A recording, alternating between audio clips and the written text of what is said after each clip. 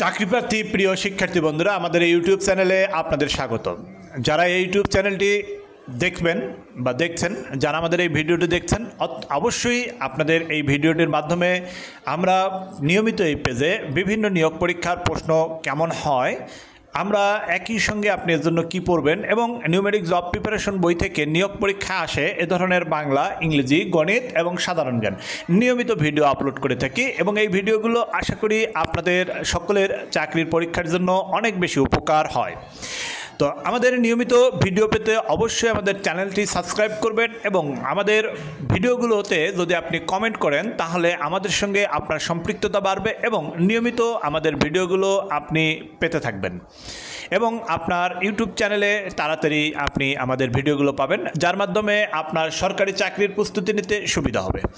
আজকের এই ভিডিওতে, অর্থাৎ আমাদের এই শিক্ষামূলক এই ইউটিউব চ্যানেলে আজকের ভিডিওতে আমরা গণিতের অত্যন্ত গুরুত্বপূর্ণ বিষয় ঐকিক নিয়ম নিয়ে আলোচনা করব।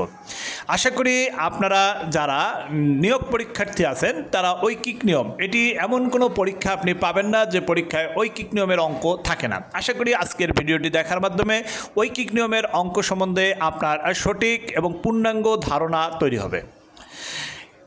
আপনি নিশ্চয়ই আমাদের ভিডিওটি পরিষ্কার দেখা যাচ্ছে। আমরা ঐকিক নিয়মের যে অঙ্ক আলোচনা করব, প্রথম অঙ্কটির দিকে খেয়াল করেন। 350 টাকা দরে 3 কেজি মিষ্টি কিনে 4 টাকা হারে ভ্যাট দিলে মোট কত ভ্যাট দিতে হবে? খুব ভালো করে প্রশ্ন বুঝতে হবে। আমি সবসময় আপনাদেরকে বলি, আপনারা যারা গণিত, আপনারা অনেকেই বলেন যে স্যার আমরা গণিত কম পারি, অনেকেই বলেন যে স্যার গণিত নিয়ে আমার অনেক সমস্যা, অনেকেই বলেন স্যার গণিত আমার অনেক জটিল লাগে। এই প্রশ্নগুলোর উত্তর হচ্ছে, আপনি গণিত মানে কি সমস্যা, এই সমস্যাটা আপনি ধরতে পারেন না, তাই সমাধান করতে পারেন না। আপনি দেখেন নিয়োগ পরীক্ষায় যখন কোনো বাংলা প্রশ্ন করা হয় তখন বলা হয় উত্তর দাও, ইংরেজি প্রশ্ন করা হয় তখন বলা হয় উত্তর দাও, সাধারণ জ্ঞানের যখন কোনো প্রশ্ন করা হয় তখনও বলা হয় উত্তর দাও, কিন্তু গণিত প্রশ্নের ক্ষেত্রে বলা হয় সমাধান করো। সমাধান আপনি কিসের করবেন? সমস্যার সমাধান করতে হবে, সমস্যার সমাধান। তার মানে আপনাকে সমস্যা বুঝতে হবে, এক। দ্বিতীয় বিষয় হচ্ছে আপনাকে বারবার খাতায় গণিতটি করতে হবে। এটাই শুধু গণিতের জন্য নয়, সকল ক্ষেত্রে প্রযোজ্য, তবে গণিতের জন্য অনেক বেশি প্রযোজ্য। অর্থাৎ গণিত ভীতি দূর করার জন্য সর্বপ্রথম হচ্ছে খাতা কলম ব্যবহার করে বারবার প্রয়োজন বোধে দেখে দেখে অঙ্কটি শেষ করেন, দেখে দেখে অঙ্কটি করেন। খেয়াল করেন, 350 টাকা দরে 3 কেজি মিষ্টি কিনে, কত টাকা দরে? 350 টাকা। 350 টাকা দরে 3 কেজি মিষ্টি মানে কি জানেন? প্রবলেম বোঝেন। 350 টাকা দরে 3 কেজি মিষ্টি বলছে, কত বলছে? 350 টাকা দরে 3 কেজি মিষ্টি বলছে, কত? 350। এই 350 টাকা কতটুক মিষ্টির দাম? তাইলে এটা যদি আপনারা ধরতে পারেন তাহলেই হচ্ছে আপনি অঙ্কটি করতে পারবেন। এই 350 টাকা তাহলে কতটুক মিষ্টির দাম? 350 টাকা দরে 3 কেজি মিষ্টি মানে কি 350 টাকা হচ্ছে 1 কেজি মিষ্টির দাম। কতটুক মিষ্টির দাম? 1 কেজি মিষ্টির দাম। এই 350 টাকায় কতটুকু মিষ্টির দাম? 1 কেজি মিষ্টির দাম। কয় কেজি মিষ্টি কিনছে?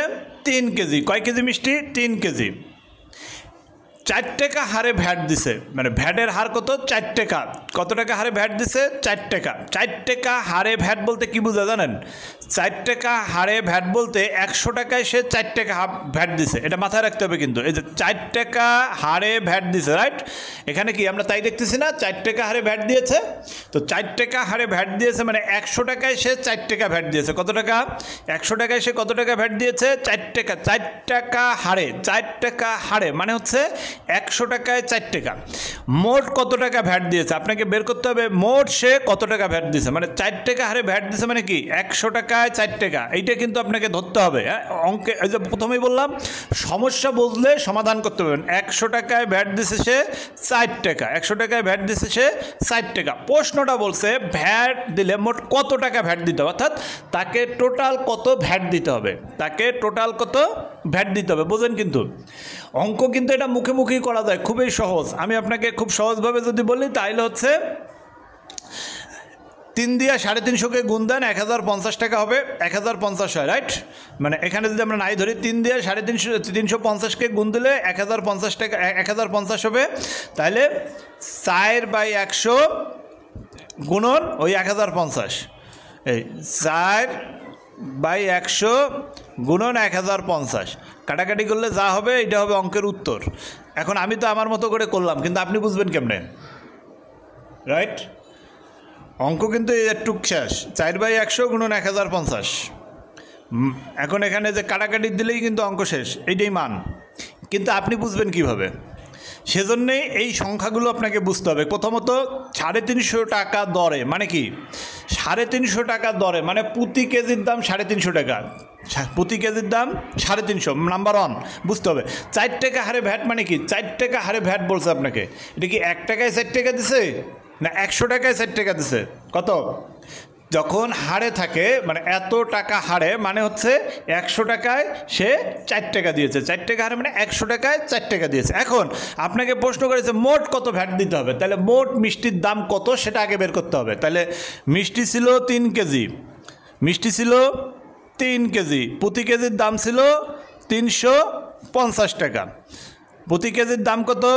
350। তার মানে যদি আমরা 3 দিয়ে 350কে গুণ দেই তাহলে মোট মিষ্টির দাম পাওয়া গেল। মোট মিষ্টির দাম 1050 টাকা। এখন 4 টাকায় দিলাম আমরা কত? 100 টাকা। 100 টাকায় ভ্যাট দিছি আমরা কত? 4 টাকা। 1 টাকায় কত দেবো? 4/100। তাহলে 1050-এ কত দেবো? 4/100 গুণন 1050। ঠিক এই লাইনটাই এখানে বলা আছে। 3 কেজি মিষ্টির মূল্য মোট বের করা আছে। 100 টাকায় ভ্যাট দিতে হয় 4 টাকা, 1050 টাকায় ভ্যাট দিতে হয়, সেটাই করে দেওয়া আছে। তাহলে যে কত টাকা হারে ভ্যাট, এই শব্দটা কিন্তু আপনাকে কি করতে হবে? বুঝতে হবে। আশা করি এই ঐকিক নিয়মের এই অঙ্কটি আপনি বুঝতে পেরেছেন। আবার 2 নম্বর অঙ্কটা খুবই গুরুত্বপূর্ণ অঙ্ক। এটা ঘুরাইয়া ফিরাইয়া নানাভাবে অঙ্কটা পরীক্ষায় আসে, তাতে কোনো সমস্যা নাই যদি আপনি সমস্যাটা ঠিক আগের অঙ্কের মতো পরের অঙ্কটারও সমস্যা আপনি ধরতে পারেন। খুব ভালো করে খেয়াল করেন। একটি কাজ করতে 200 জন লোকের 25 দিন লাগে। কয়টা কাজ? একটা কাজ। কাজ কয়টা বলছে? একটা, মানে পরিপূর্ণ কাজ। একটা কাজ মানে কি? পরিপূর্ণ কাজ। একটা কাজ মানে কি? পরিপূর্ণ কাজ, এক অংশ কাজ। একটা কাজ মানে এক অংশ কাজ বা পরিপূর্ণ কাজ, রাইট? এক অংশ কাজ বা পরিপূর্ণ কাজ। 200 জন লোকের লাগে 25 দিন। কতজন লোক? 200 জন লোক। তাদের লাগে কয় দিন? 25 দিন। মানে একটা কাজ 200 জন মানুষ 25 দিনে শেষ করতে পারে। মানে এমন একটা কাজ দেওয়া হলো 200 জন মানুষ 25 দিনে শেষ করলো। এখন কাজটি 20 দিনে করতে চাইলে অতিরিক্ত কতজন লোক লাগবে খেয়াল করেন। এখন এই কাজটাই ওই একটা কাজেই আমি 25 দিনের জায়গায় 20 দিনে শেষ করব। এখন আর অতিরিক্ত কয়জন লোক লাগবে সেটা আপনাকে বের করতে বলা হয়েছে। কি চমৎকার একটা অঙ্ক না? খুবই চমৎকার। এ ধরনের অঙ্ক ঘুরায় ফিরায় পরীক্ষায় আসে, কিন্তু অঙ্ক না বোঝার কারণে আপনার কাছে মনে হয় অনেক জটিল। নো, একেবারে সহজ। ওপরের অঙ্কটা সহজ করে দিয়েছি না? খুব সহজ করে দিয়েছি না? আশা করি আমার ভিডিওটি যারা দেখেছেন ওপরের অঙ্কটা সহজভাবে বুঝেছেন। আশা করি পরের অঙ্কটাও খুব সহজভাবে, শুধু বুঝবেন না, এই ধরনের যত অঙ্ক আছে সবই বুঝবেন। খেয়াল করেন, মনোযোগের সহিত খেয়াল করেন, আর খাতা কলম হাতে নেন, লিখতে থাকেন। একটি কাজ করতে 200 জন লোকের 25 দিন লাগবে। তাহলে 200 জন লোকের লাগবে কয় দিন? 25 দিন। ওই একই কাজ 20 দিনে করতে চাইলে অতিরিক্ত কয়জন লোক লাগবে? তাহলে খেয়াল করেন, 25 দিন লাগে, খুবই সহজ। 25 দিন লাগে কয়জনের? 200 জনের, রাইট? 25 দিন লাগে কয়জনের? 200 জনের। তাহলে একদিন লাগবে কয়জনের?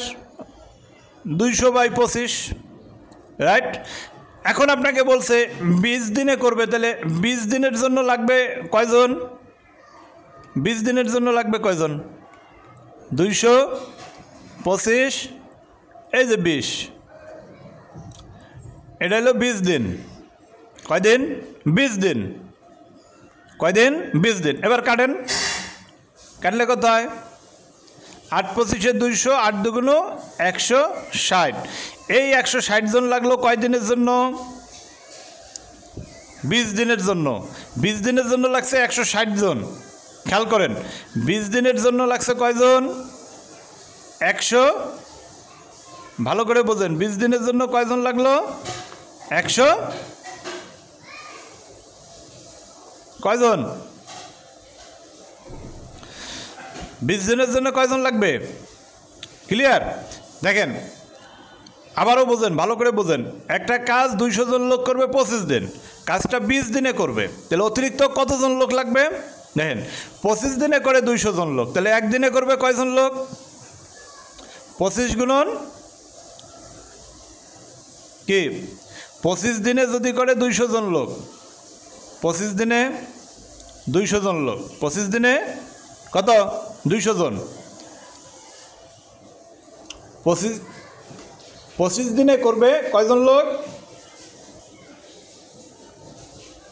25 দিনে করবে কয়জন লোক?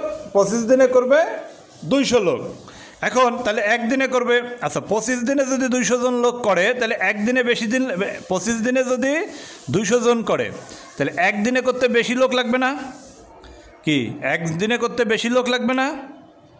25 দিনে 200 জন লোক করবে, ওই একই কাজ একদিনে যদি করে তাহলে বেশি লোক লাগবে।